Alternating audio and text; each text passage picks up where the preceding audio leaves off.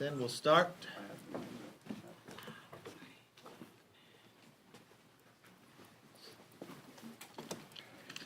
I want to thank you all for coming, and I especially want to thank the ranking members behind me that are here today to discuss the letter that we are sending to Speaker Pelosi requesting that HRES 109, the Green New Deal, actually has hearings in their committees. This is the start of a conversation that I believe is long overdue, one that Congress and its committees should have immediately. Congressional committees are where ideas like the Green New Deal should be debated. Only through the scrutiny of the legislative process can the American people get a true sense of how these proposals and sound bites translate into actual policy. We know so far that the Green New Deal proposes would control nearly every element of our lives, from our travel to home ownership to what agriculture we could actually even grow. And this is just the start. Its national mobilization includes government takeover of healthcare, free college, and an international exchange of technology that would stifle innovation and put America at a global disadvantage. Here's what the authors and co-sponsors of the Green New Deal aren't telling the American people. First, it is a bad deal for the working families and the low income.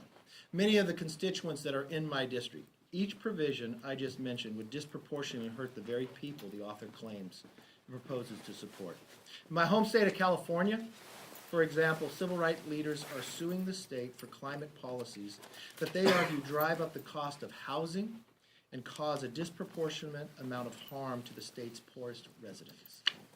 The Green New Deal also threatens to throw away groundbreaking innovation that has already set the decline in American greenhouse gas emissions, like fracking and natural gas revolutions. Solar and wind power and electric cars are just a few of the technologies that's caused American energy-related carbon emissions to hit a 25-year low in 2017, all while energy production and employment has soared. We have a responsibility to fully understand all the impacts of the Green New Deal and the impact that it will have, not on our nation, but will America be able to lead for the next century? You know, Woodrow Wilson, who many claim to be one of a great political scientist, he is quoted as saying, "As Congress in its committee rooms is Congress at work." We believe that to be true. We need to get to work debating the Green New Deal. We do not want to repeat the mistakes that the Democrats made on H.R. 1, their very most important bill, referred to a number of committees, but only one committee marked it up, even though the chair of that committee, Zoe Lofgren, promised that all the other committees would mark it up. 40% of that bill was never marked up when it came to the floor. This Green New Deal affects too much of every aspect of our life, not just whether your job will be there, but the cost what it will be to every home, to the ability to travel, or even to the agriculture we grow. That's why we want to have an open process, much as Speaker Pelosi claimed to have on her opening day when she became Speaker.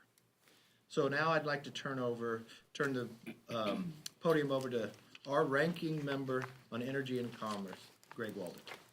Thank you, Mr. Leader, and good morning, everyone. Thanks for being here. We're here for an important reason, and that is to hold Democrats accountable, to allow Congress to do its job. We're here today to call upon Speaker Pelosi to hold hearings on the Green New Deal, a plan that has become a central plank in her party's platform. It's billed as a solution for climate change. The Green New Deal threatens the entire United States economy, and it stretches into every corner of American life. From one-size-fits-all government-run health care to federal job and wage guarantees to federally mandated building upgrades to 100% zero-emission energy in just 10 years. And not only do we believe this is unrealistic, we fear it could permanently put the American dream out of the reach of millions of Americans. We're not alone. The AFL-CIO thinks the same thing. That's why these 11 Republican leaders from the committees who have jurisdiction over the Green New Deal have called on Speaker Pelosi and her committee chairs to do the right thing, and that is hold hearings on this sweeping plan. The truth is, House Democrats, the leaders, know exactly who has won the debate inside their party. That debate inside their party, I think, is pretty much over. The socialist left, led by Alexandria Ocasio-Cortez and Bernie Sanders, they've won. And now Speaker Pelosi and her lieutenants are hoping to paper over this growing gap. I say, let's let the American people have a say and a view on these policies. How Democrats should stand behind their proposals and give the American people the chance to learn what they're really about. If Democrats and their allies dispute the various estimates that show the Green New Deal costs $93 trillion, then I say one thing, prove it. Let's see your numbers. Let's hold hearings. Let's pull the curtain back and see where the Socialist Democrats stand and how American people might feel about the 22% increase in their energy costs. Frankly, House Democrats, I think, are afraid to have this debate in public and in the committees, because they know the sensible resolutions and proposals that Republicans are put forward are better. We're all about innovation, conservation, adaptation, and preparation. We've been about it in the Energy and Commerce Committee, certainly in the last Congress, and passed multiple bills that actually help lead to reductions in carbon emissions and more affordable energy, not only for us, but cleaner energy for the world. We want clean air, clean water, environmental protection, but those things do not have to be achieved at the expense of American workers, prosperity, and our own national security. Vibrant energy sector competition and innovation have already produced significant carbon emission declines in the United States, whereas emissions around the world, frankly, continue to rise, particularly in China and India. So, Speaker Pelosi, please direct your committee chairs to hold hearings on this legislation. Republicans are ready and willing to continue to have serious solutions-oriented discussions about how to protect our environment and how to advance America's prosperity. So we hope you'll hold hearings and do so soon. With that, I would welcome the chairman, the former chairman of the Resources Committee, the future chairman in exile of the Resources Committee, Mr. Fisher. Thank you. I appreciate the opportunity of being here. For many people who live in the West, but also in rural and urban areas, the ideas behind the Green New Deal are tantamount to genocide. That may be an overstatement, but not by a whole lot. The genesis of this concept is really coming from Easterners who live in an urban setting and have no view of what it's like in the rest of America.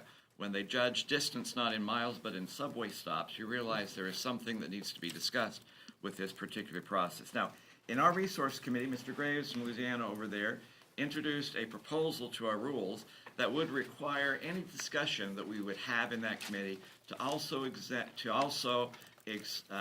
analyze the impact of finances and economic impacts on that particular proposal. One of the, it was a humble request, but one of the Democrat freshmen that's on our committee said the following. I want to quote him exactly here. He said, as these discussions happen, I think you bring out a really good point. Not only that some of the costs and how they affect industries and businesses, but even in the costs and how they affect people, their utility bills, and what's going to happen. Then he went on further. I think we have to be very mindful of people, their jobs, their ability to pay their bills, because of the changes that we make. And this is a discussion that should always be had. We shouldn't just be speaking in the theoretical. So this is very, very important, and I hope that we continue to have this conversation because I think it's one worth having. Then they went on to defeat the proposal, ironically. But nonetheless, what he said is spot on and it's accurate. So we're calling on the majority party, the current, hopefully short-lived majority party, to have serious discussions in all of the committees of jurisdiction in their areas of jurisdiction. I realize in my committee, the last climate change hearing, the discussion points were opioid addiction and concussions in the NFL. I'm sure you can find some nexus somewhere to that. That's not what we're talking about, not just hearings to check the box.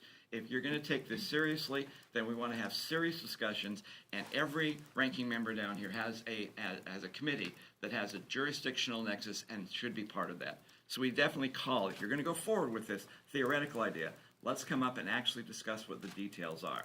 And with that, I'd like to introduce another one of my Western colleagues who has the area of what happens to rural America, Mr. Conlon. Thanks, Rob. It seems that our Democrat majority is most interested in doing the bidding of the extreme environmentalist groups with blatant disregard for the impact it will have on our farmers, ranchers, and rural Americans. Either the proponents of the new Green Deal don't grasp the consequences of these policies that they will have on agriculture in rural America, or the cynic would say they simply don't care. Just 3 months ago, the 2018 Farm Bill was signed into law, a 5-year comprehensive reauthorization act covering farm, conservation, and nutrition policy in our country. It was completed after 2 years of work by the committee. The process included listening sessions across the United States, more than 100 hearings, and bipartisan discussion and collaboration between members on the committee. The Farm Bill protects farm and forest lands and assists producers in voluntary practices that sequester carbon, reduce pollution and greenhouse gas emissions, preserve farmland, and improve the energy efficiency of farming practices while providing America with abundant and affordable food and fiber. In contrast, this new Green Deal aims to uproot the basic underpinnings of our farming and manufacturing, energy and transportation systems and require changes of marginal and unknown benefit that come at great expense to the average taxpaying American citizen and business. This or any other similarly extreme proposal must have thorough public scrutiny before Congress takes any additional action. There's a lot that we don't know about the Green Deal, but however, there's a lot that we do know. We know that in rural America, rural Americans travel further distances, have higher energy costs, and have lower medium incomes than urban Americans, making them least able to shoulder the new burdens of this new Green Deal. The same applies to rural jobs like manufacturing and small rural businesses that have a harder time adapting to any new green technology. We also know that U.S. agriculture uses a tiny percentage of energy consumed in the United States, but that the changes proposed in the new Green Deal would have significant implications for the ability of U.S. agricultural system to continue to meet demands of fresh, safe, and affordable food, both here in the United States and around the world.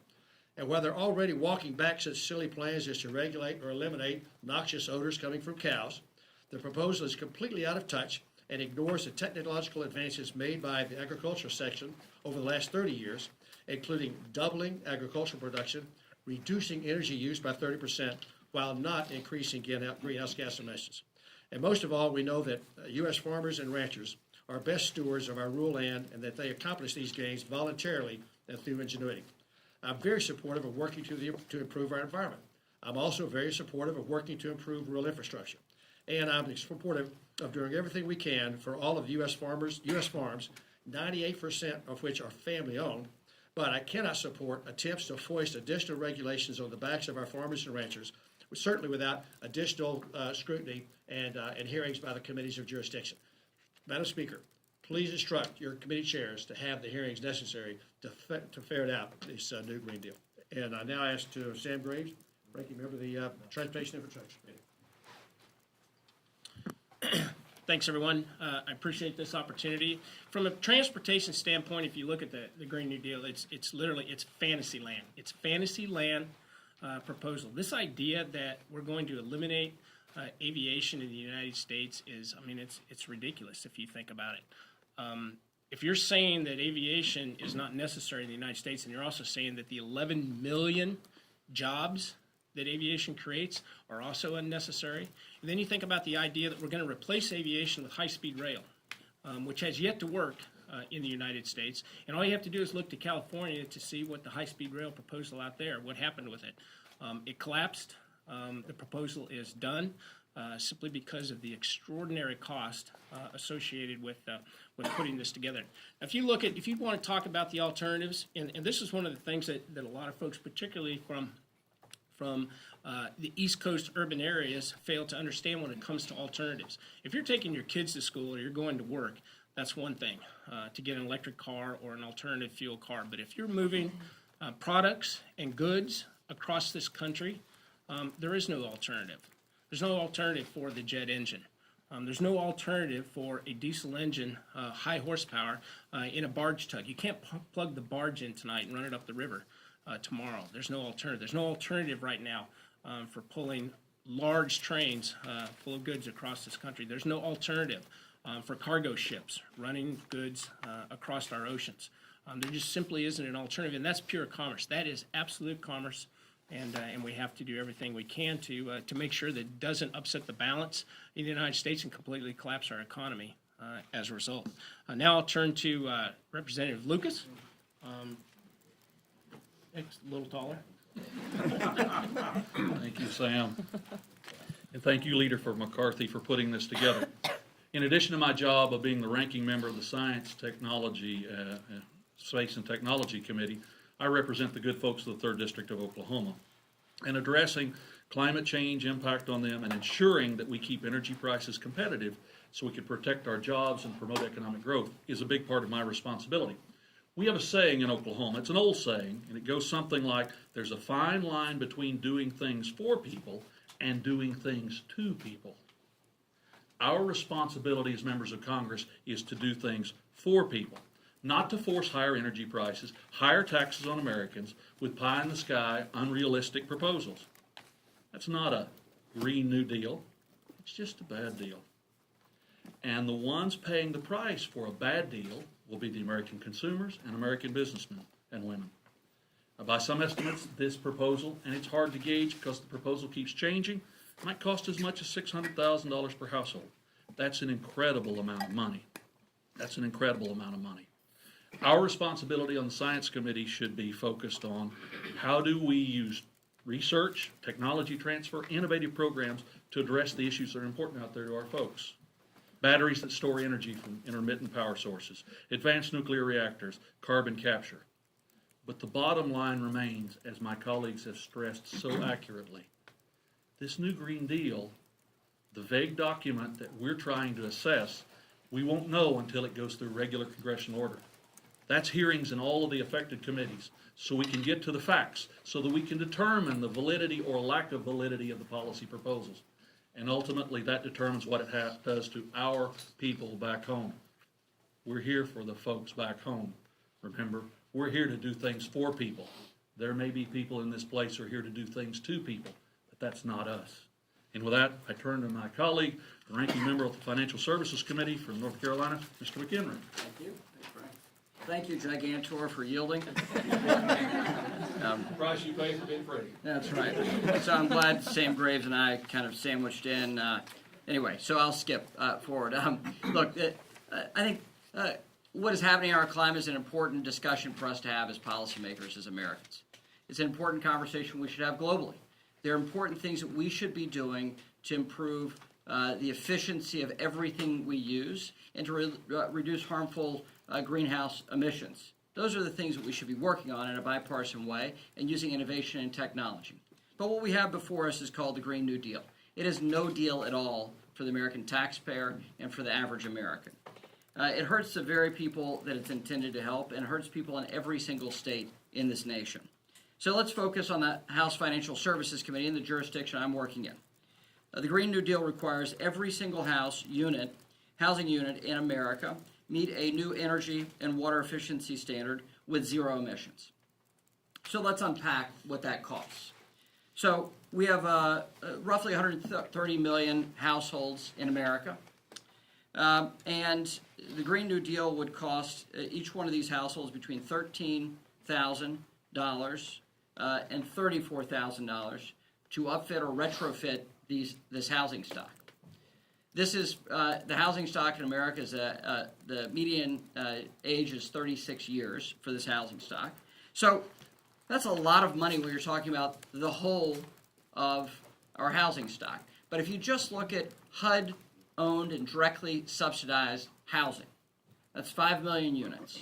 So let's apply that for what that would mean in direct government outlays to retrofit those 5 million HUD-subsidized units. It would cost between $66 billion and $172 billion.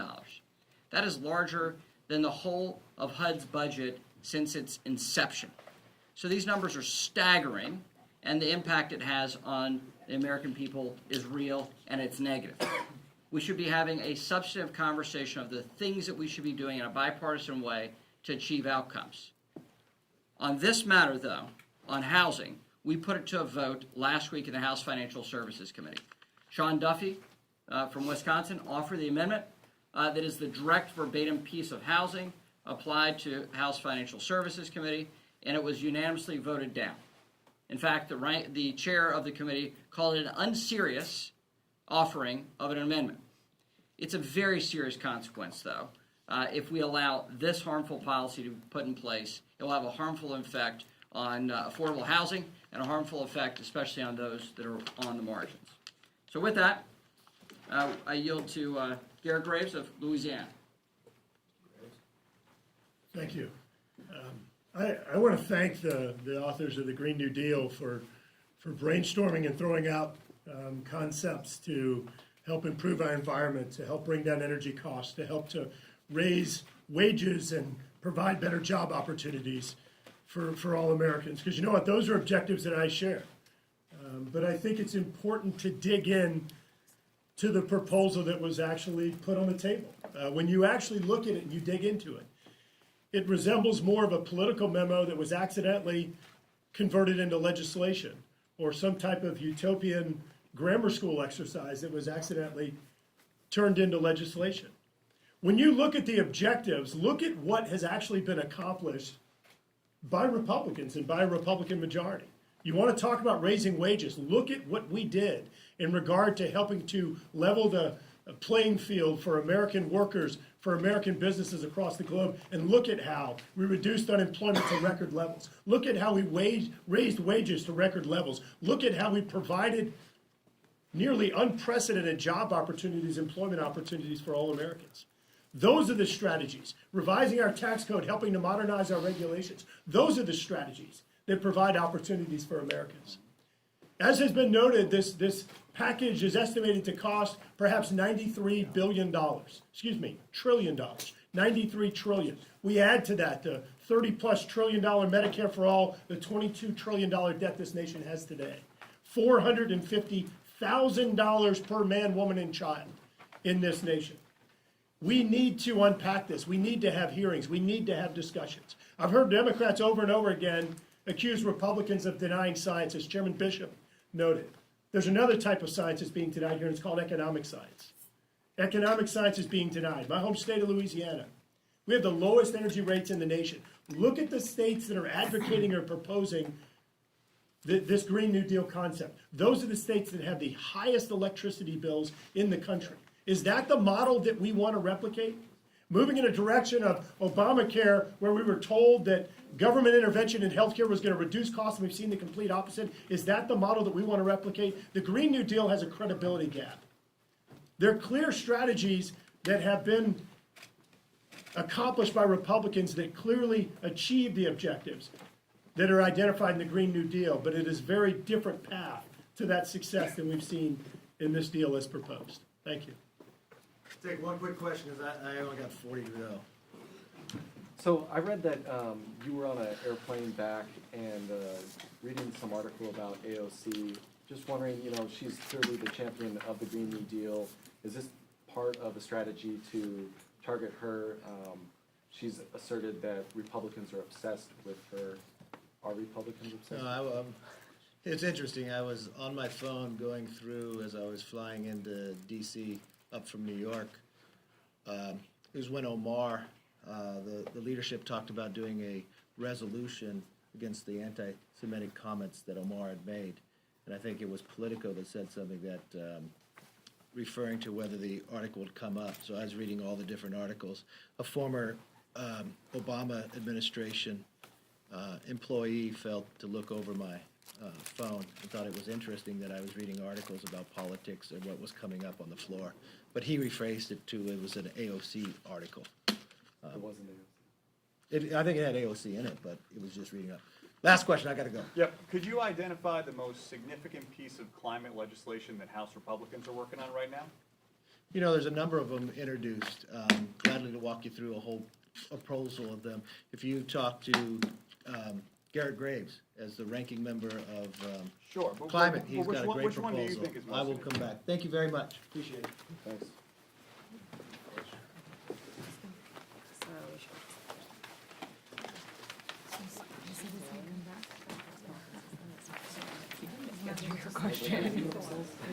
I love it. I wish you'd answered it. But are you obsessed? So yeah, like Yeah, the way things are going.